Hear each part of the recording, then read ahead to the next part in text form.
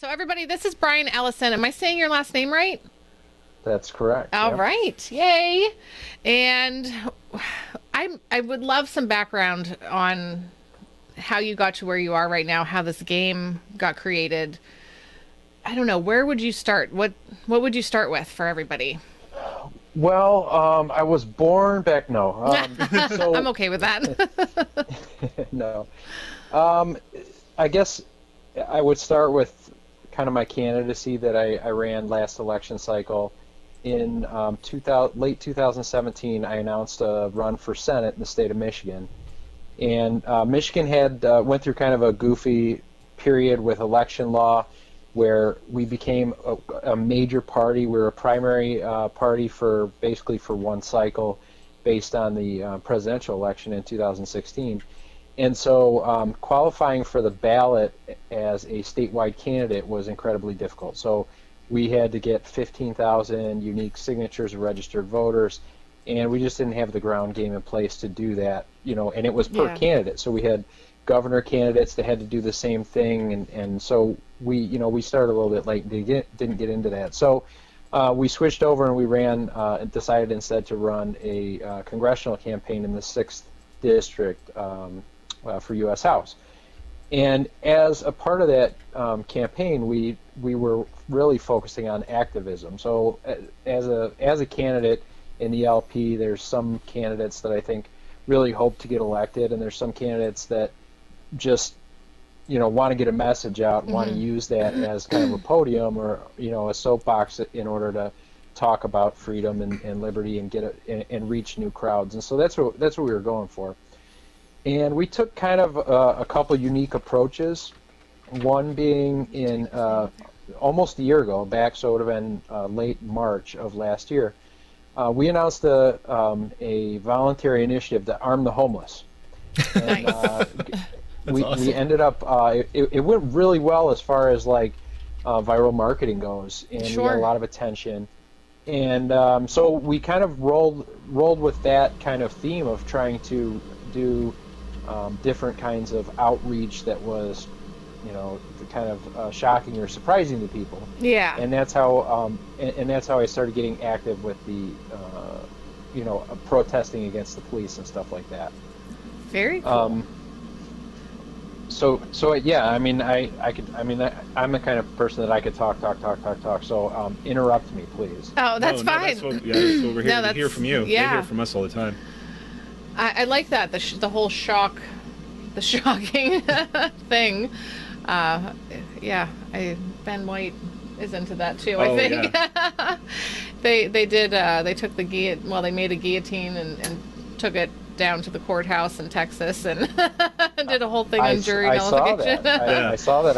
I was pretty impressed. I Yeah, mean, I think it's that kind of bold messaging that people that a lot of people don't want to hear, and that that kind of stuff will to a majority of the party. We're the kind of people that are driving people away from the party, and we're the reason why the Libertarian Party fails. And frankly, I think quite the opposite. The Libertarian Party fails when we cater to moderates and we sacrifice our message, and when we can come with bold messages and really kind of make people think outside the box and really question the status quo. I think I that's like that. winning, and so that's kind of the way that we've been going at it. I like that a lot. Yeah, I think that you hit the nail on the head there.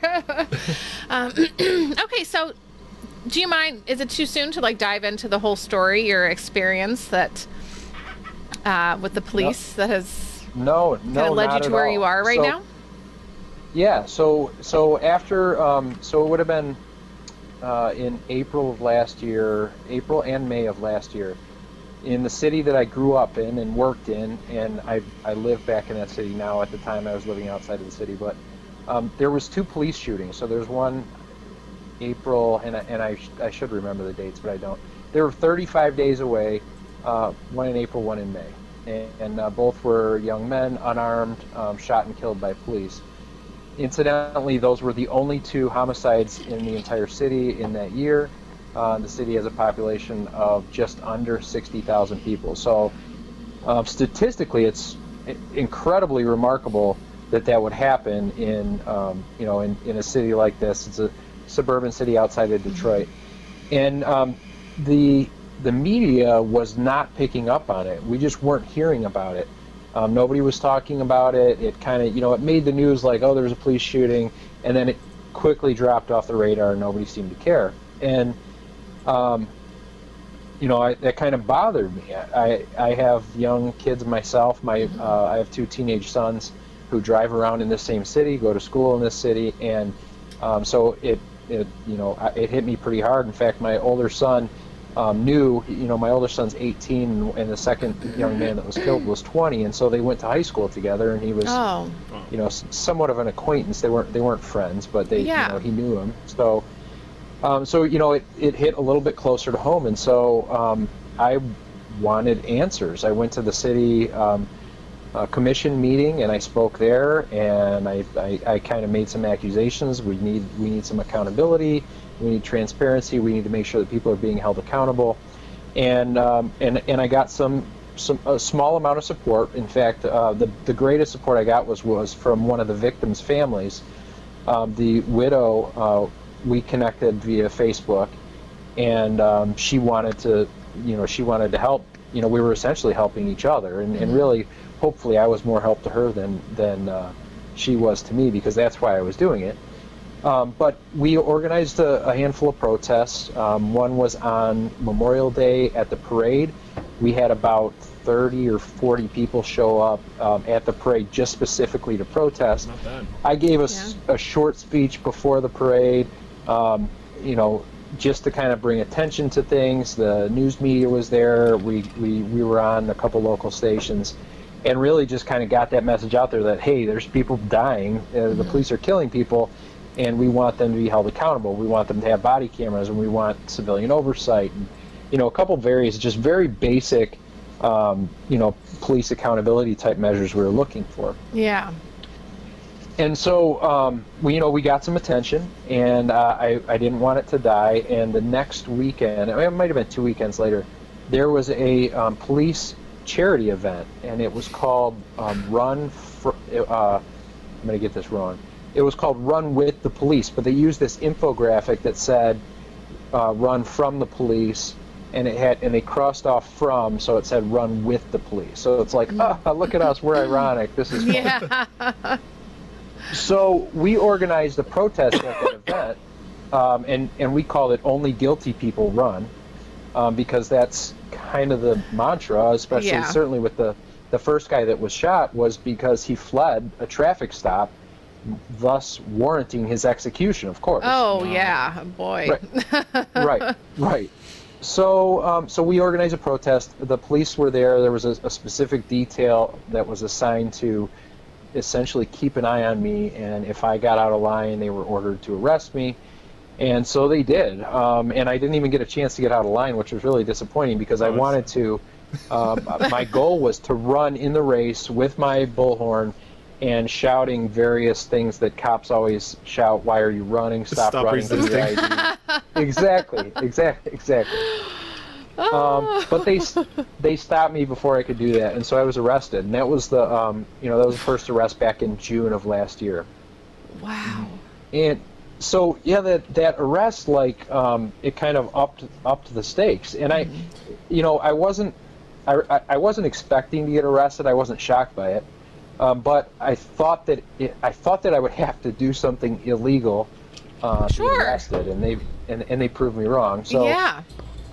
So shortly after that, I started noticing while I was driving through the city that I felt like I was getting a lot of attention from the police, and I had to drive from one corner of the city to the other every day. I worked on in the northwest corner of the city, and I lived just outside the southeast corner, and so I had to drive all the way through the city twice a day. And on my way home from work, I would notice more times than not that there'd be a police officer behind me. And so I would just pull over. I'd turn and I'd pull over and I'd park and I'd let them drive by and I'd go on about my business. And that went on for a couple weeks. And finally it dawned on me hey, wait a second, I can just let them go past me and then I can follow them. And that way if they're in front of me, they can't be behind me. Right. And in the meantime, I can keep an eye on what they're doing. So I started doing that, and then it dawned on me, like, look, I don't only have to do this incidentally. I should do this in my free time. Like, somebody should be following these people. Somebody should be holding them accountable. And so I started doing that. They didn't like it. I was going to say, right? they probably don't like that. No, they didn't like it at all. In fact, it became and I only did it, I don't know, half a dozen times, maybe up to 10 times that I did it separate nights that I'd go out and just follow them. And I didn't threaten them. I would just follow, videotape. A couple times they'd start following me, so I'd be following a car, another car would get behind me, and I'd do the whole thing where I'd pull over and I'd let them pass me, or I'd pull over. If they pull over, I'd get out of my car and go try and talk to them, and they'd drive off. Wow. So it was just, it kind of became somewhat of a game, but it was a game that they didn't want to play anymore. And so in late August, I had there was another police event coming up. They were doing groundbreaking for a new police station. And so I organized another protest, and this time I announced that it would be an open carry event. So, anybody who wants to come, bring carry your pistols, and and really the only reason why I did that was just because I thought it would make them uncomfortable. Sure. To be fair, the first protest I wasn't armed, and I wouldn't recommend doing an armed protest against the police. I think it's probably just counterproductive. But I was really kind of just going for shock value again. And so anyway, we had a small protest. There wasn't a very big turnout at that one, but again, I was arrested. And this time I was arrested because I was holding a sign. They said, "You have a protest area over here. This is the only place you're allowed to protest. Wow. And if you carry a sign in this event, you're going to get arrested." And so I went into the protest area and I started shouting at the police chief. And they said, "No, you can't shout. You can't shout. You're by like I'm in the protest area. Like I don't get what this protest area means then." Hater. And so anyway, I was subsequently arrested again. And at right around that same time, I ended up losing my job due to my activism. I worked in the city in construction. Obviously, a construction company has connections with the city through the building department. The building department is connected through code enforcement with the police department, and so I ended up losing my job. And so the day I lost my job, I got on the phone with Desiree Lindsay, who was my campaign manager, and a couple other J.C. Cook, who was was one of the campaign volunteers and a good friend, and Tyler Lindsay, who's Desiree's husband.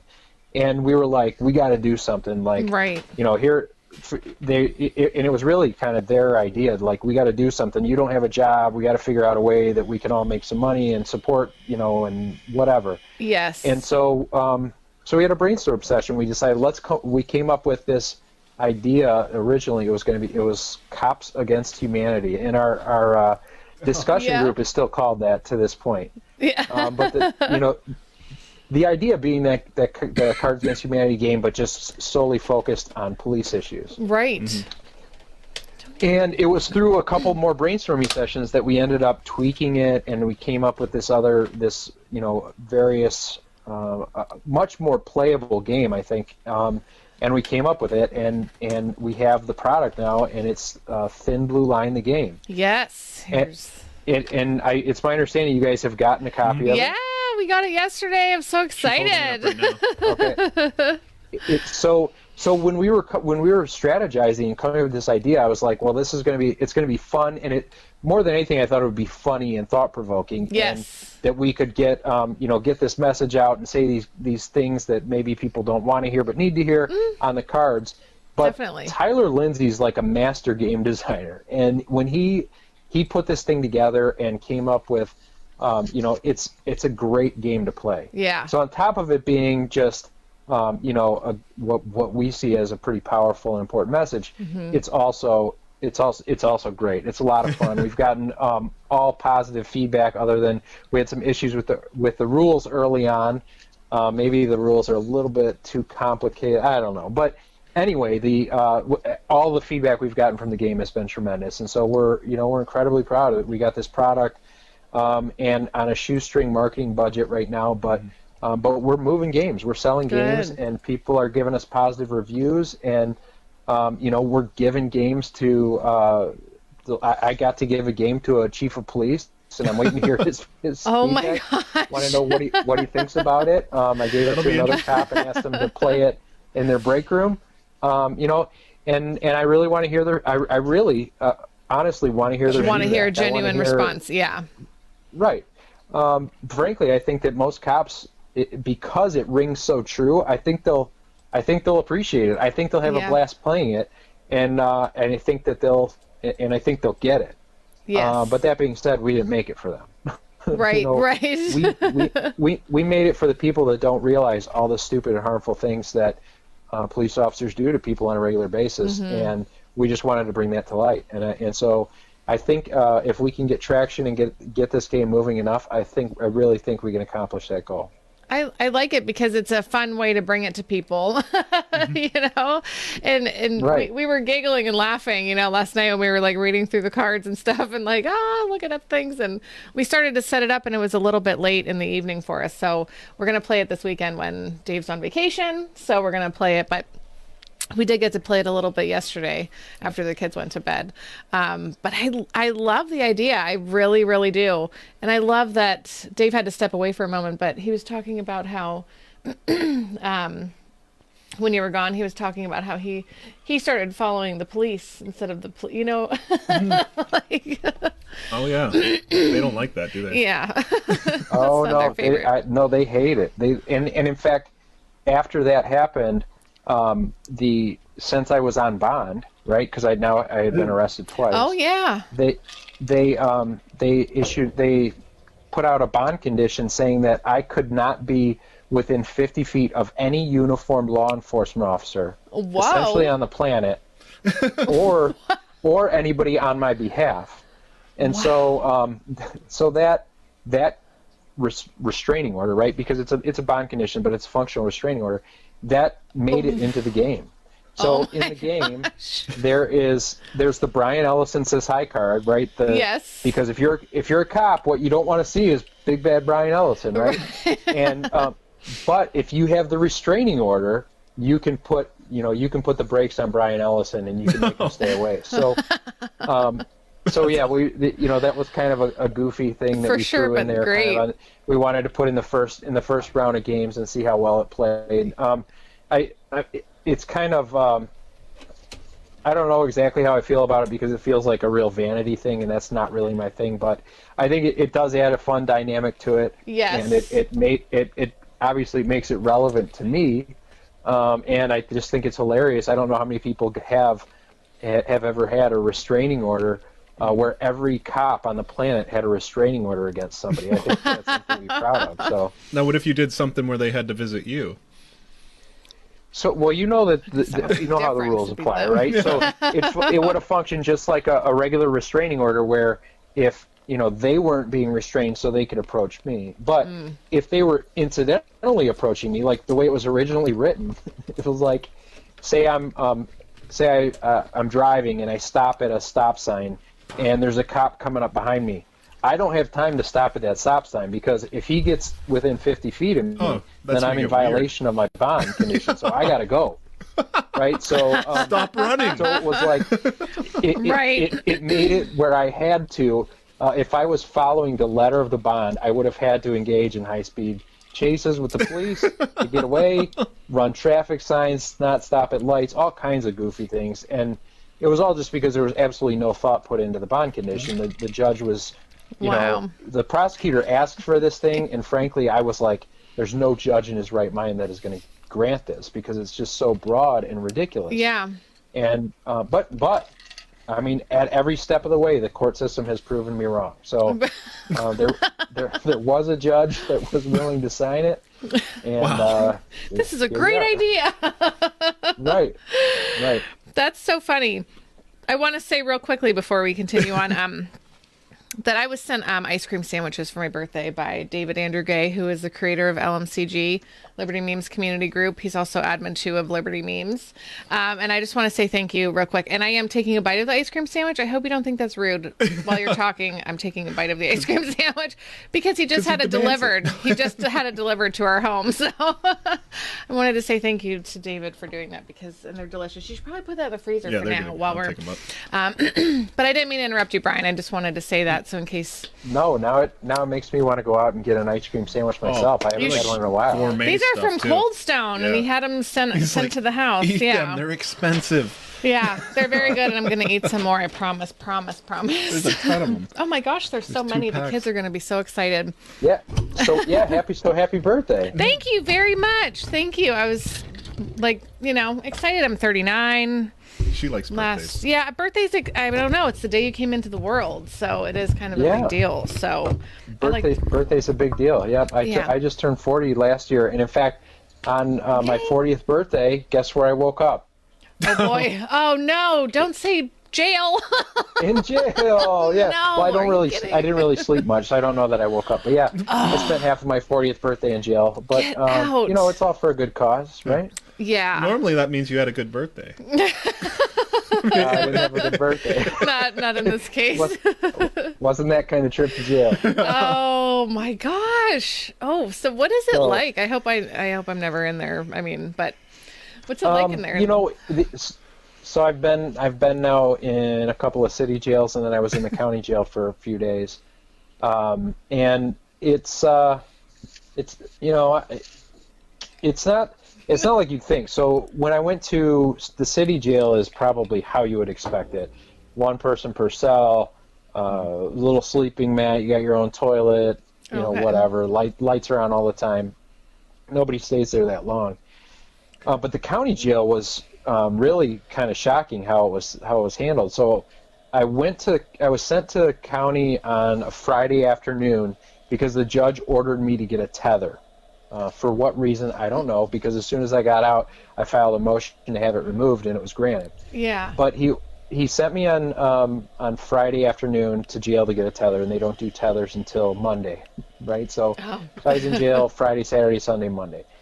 And they put you, I go in there, in process, they give you a jumpsuit or whatever, and they send you into a holding cell with 2 blankets and a sack lunch. Well, the holding cell holds like 10 to 15 people, and it's just a concrete floor and concrete benches and a toilet, and everybody just grabs a space. Well, I was in there for 3 days, so 3 days on the concrete, no mattress, no anything.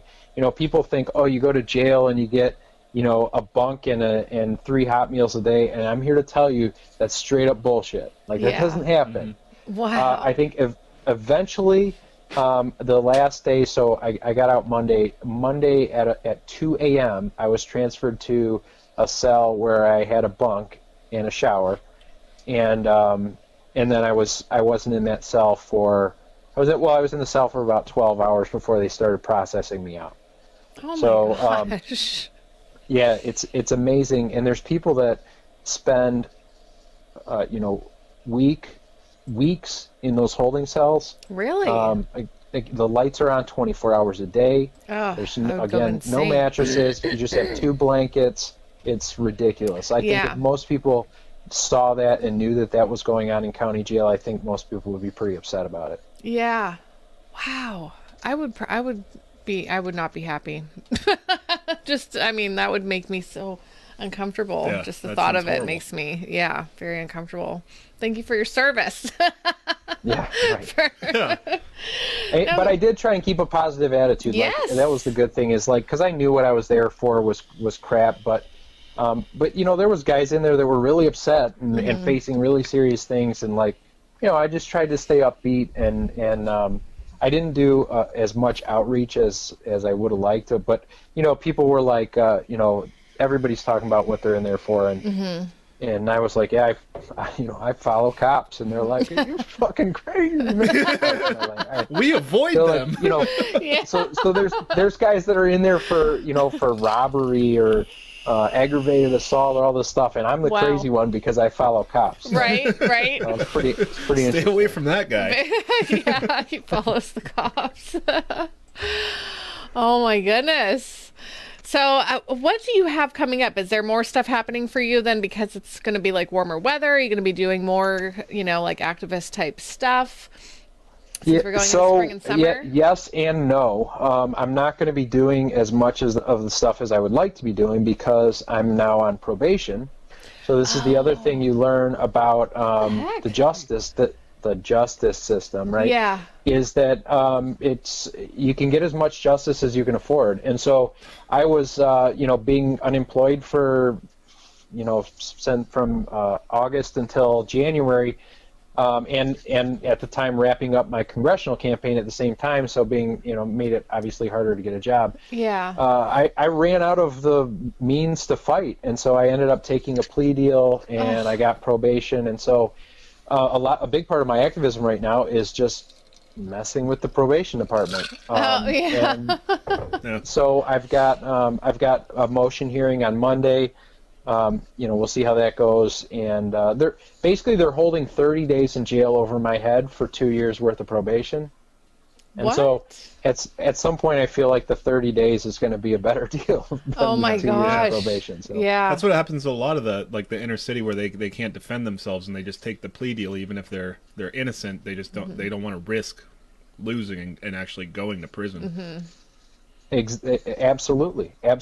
And I knew when I took the plea deal, worst case scenario was 45 days in jail.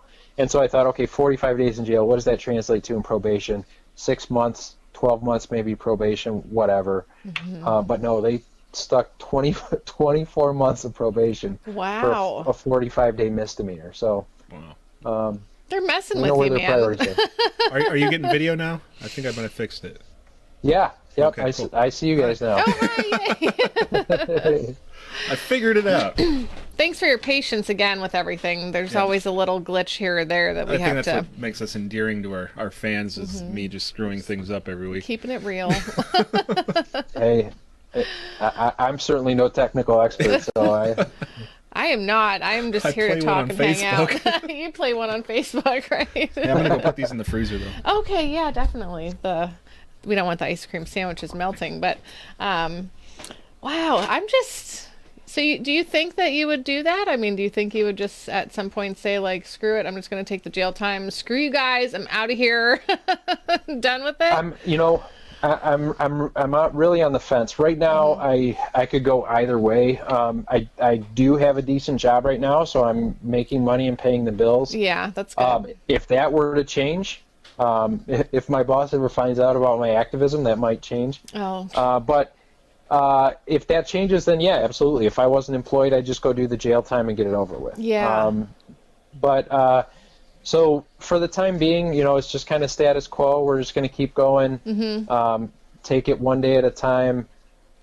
But, I'm not worried about violating the probation because, again, worst case scenario is send me to jail for whatever the 30 or 45 days, whatever it is, and we'll get it over with, Right. Yeah. Oh, my gosh. That's a great attitude to have, though. Like, you seem like you're not, like, living in any sort of fear of them, which is good, because I get uncomfortable when a cop is following me around and I'm thinking, oh my gosh, is my taillight out? He's going to pull me over and I know I'm going to be all shaky and I don't want to be shaky, but it's going to be stupid adrenaline. I'm not even doing anything wrong. I'm not even doing anything wrong, but here you are, like, whatever, there's nothing, like, even though. And don't get me wrong, like, they make me incredibly nervous. But I think that the only way, kind of where I've positioned myself, the way to make myself safe is to make myself as noticeable as possible, I guess. Oh, okay. And having that because they've taken away my right to have a firearm. I can't even defend myself at this point while I'm on probation. So I make sure I always have my phone with me and a camera with me, and trying to be making sure that others are watching is really the only way I can keep myself safe. But they make me damn nervous, trust me. I still, when I see them in my rearview mirror, I just pull over and park. I don't even mess with them. I I don't want to get pulled over. I've had enough of, I've gotten threats on private messages from Whoa. police officers or people who claim to be police officers. And so yeah, no, trust me, they make me nervous. Okay. They should make everybody nervous. They're a scary bunch. Now, did you ever have any friends in law enforcement, or currently have any friends or family in law enforcement that this has caused a rift in that relationship? None that it's really caused a rift, but interestingly enough, I went to the police academy a few years ago. I graduated at the top of my class at the police academy. Turns out I'm not the type of person that they're looking for to be a cop. Who would have guessed? What? So I certainly made some friends. There's some good people that I went through the police academy with. And I haven't talked to them in years, but I should. I'd like to, and I'd like to know how they feel now about what they do versus how they felt about it when they were just idealistic and thought they were joining the police force to help people. Yeah. So and I've had friends that were cops in the past, and but yeah, I think that I think that's one of my goals soon is to. Maybe I need to work up some courage to reach out to these guys that I was friends with when I was in the academy and say, how do you feel about being immoral and ruining people's lives for a living? Right. Seriously. In those exact words, is that how you're going to approach it? That's what I think when you get that nervous feeling, like, please don't ruin my life. Like, it's going pretty good right now. Don't ruin this. Right. Yeah. Right. And I've had those conversations, like when I was at the last time I was at the Royal Oak Police Station being booked, and a sergeant, I get special treatment. They get multiple officers up there, but the sergeant was there, and I was like, have you ever been arrested? He's like, no, and I said, I think you guys all should be. I think you guys should realize you should be arrested, and you should at least go through the motions and understand what it's like to have your freedoms taken away, to be disrobed and put in shackles, and just the basic things that any arrestee goes through. And even at that, you wouldn't have to worry about the future implications, but just have somebody. They should have to go through that. They should have to experience that, because that alone is a pretty traumatic experience, let alone all of the stuff that comes afterwards. Right. And I don't think any of them really, I can't say any of them, but I think most of them don't really appreciate the amount of damage that they really do to people, because it's just their job, and they do it so regularly that that they don't give it a second thought. They kind of forget about what, the effects that that they're actually having. I mean, don't they have to get maced or tased or something like that? But to become, in that training, I think you're right about that they should have, their rights. Get the full ride. Yeah, taken away from them and have that, like, that scary, awful feeling that I don't ever want to experience. But since they're doing it to people, I mean, I suppose. But it's amazing how clueless some of them are too. Yeah. So when I was at county jail, and I went into county jail, I have a handful of T-shirts. Some of them I've designed myself, and I was wearing this one thinking that maybe I would end up going to jail. And it says on the front, it says "Run from the police," and on the back it says "Get shot in the back with a couple of bullet holes." Oh, and so my gosh. when I was getting processed into jail, that's what I was wearing, and so I got a little bit extra attention. Imagine that. Right. And so one of the officers pulled me aside. He's like, "I want to talk to you," and he talks to me. We're in the hallway, and he's like, and I was just kind of telling him, like, look, what you do is immoral, and I would, the reason why I'm here is whatever, I was protesting. And we're just kind of talking, and he's like, yeah, but you got to appreciate the fact that you live in this country, because if you were in any other country, you wouldn't be able to do the stuff you're doing. And I looked at him and I said, dude, I'm in jail right now for doing this. Like, what is it that you don't understand? I love that. Yeah. That's great. That is so great that you said that to him. But just so they're so brainwashed. I mean, they don't get it. They really just don't get it. Yeah, the brainwashing. Yeah, that is very true. I I love that though. People say that, oh, but you live in America and you're And that's another part of it is that's why we're doing this, to maintain this freedom that we have, because it's use it or lose it. You gotta push those boundaries, otherwise those boundaries are going to come back towards you. And and we've already lost so much. Decay at it even more. Aaron says move to Somalia in the joking way, in the mock Bob way, like the move to Somalia. Like, I've thought about that's what it. people right? tell us to do. Don't they tell you to do that though? Pirate. Don't people say that, like, oh, you should just move to Somalia then if you don't love America? No. I get that. People say it, America. America. Let's see. Oh, James Higgins says that he respected police until he worked with them. Andy wanted to know if they really did confiscate your gun or guns. If you have guns, did they come and take them? No. Other than the one that I had when I was arrested. So when I was arrested in August, they took my pistol that I was open carrying.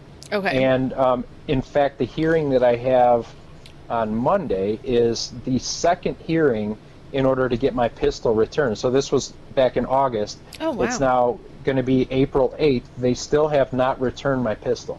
Wow. So we're at, what's that, 8 months or something? Yeah.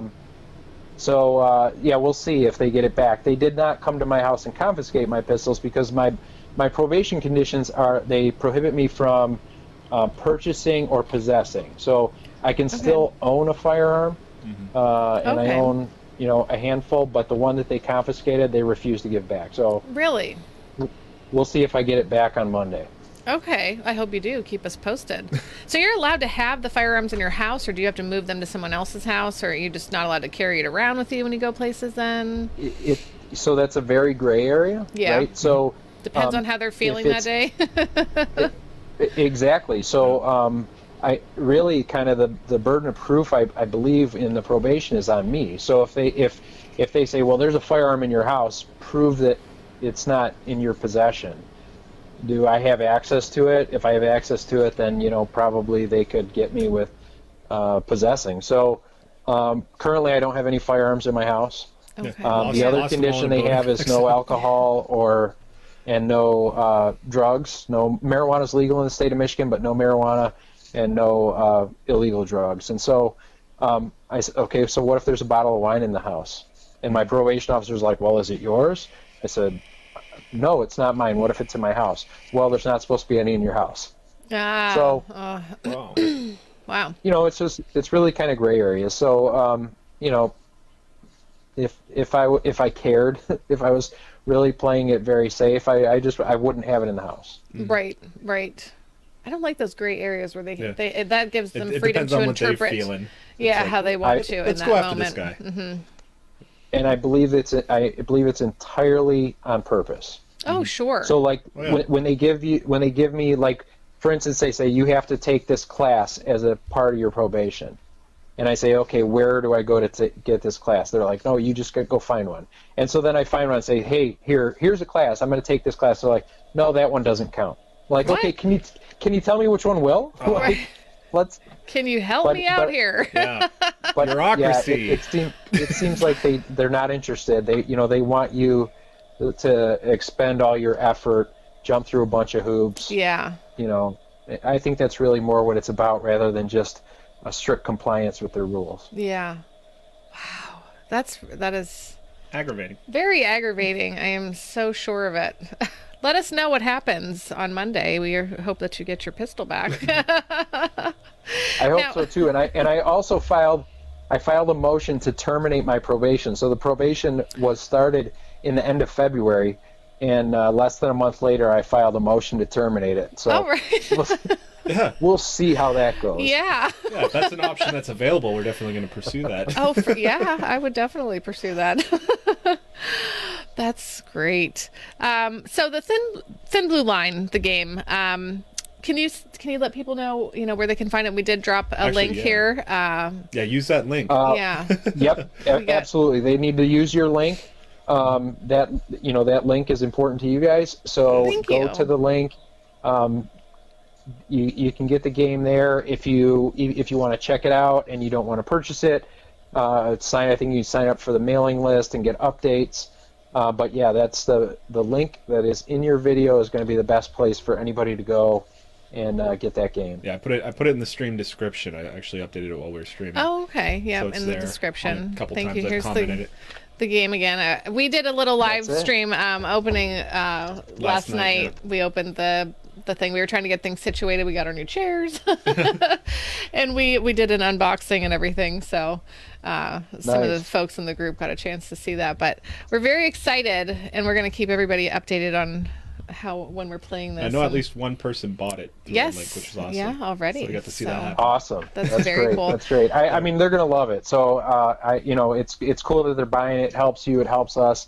And but they're gonna have fun. And anybody who buys it, like what you got to do is you got to play it with your favorite bootlicker. Everybody has bootlicker friends, right? Or family or something. You have to sit them down and make them play this game. You guys gotta That's try why this. we made it.